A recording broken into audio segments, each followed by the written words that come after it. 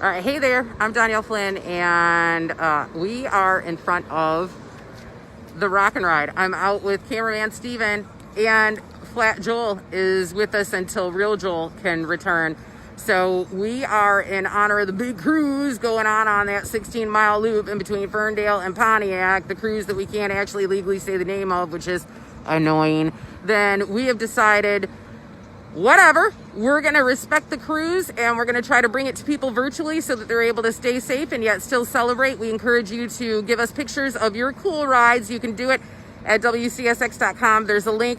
Where's the link, Joel? Point to it. Oh, good job, Joel. All right. Or you can use the keyword ride if you want to put that into your phone to 248-398-9279. So we're going to take the Rock and Ride for a cruise and give you an idea. We're going to have a full Beasley cruise tomorrow with WCSX and get more of the stations involved. But Steven and I are doing the test run to see how the Rock and Ride is working. So what do you think so far, Steven?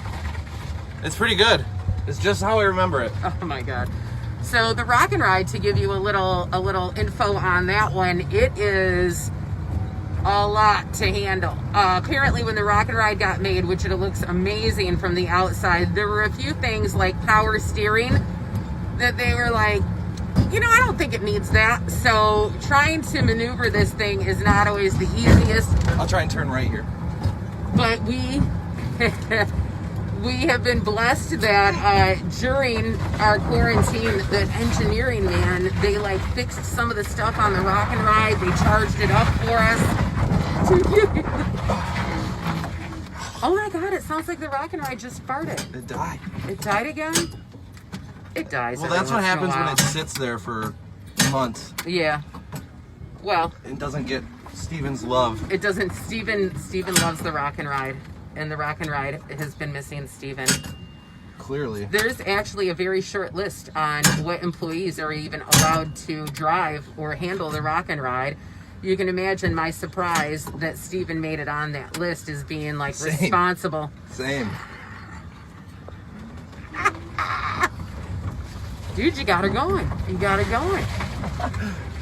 Just gotta press a bunch of buttons. Give her a little love. I'm sure nothing will go wrong tomorrow, will it, Joel? No. I gotta say, I like the Real Joel better than Flat Joel. Flat Joel is kind of quiet and hard to hear, and definitely... He never wears a mask either. He doesn't. Look at that. There's no social distancing. Look at, he's right up in our faces.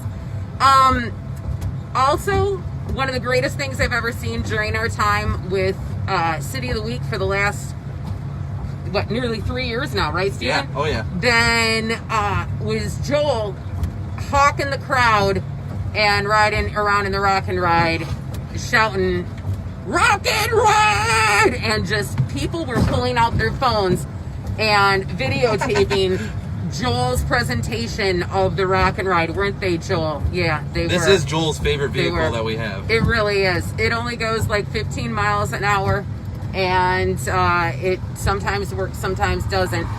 But this thing's been on Mile and Drag Strip. It has. Steven raced this against my brother-in-law, Ron, and just barely lost. You did not win even. It wasn't even close, Steven. It was not even close.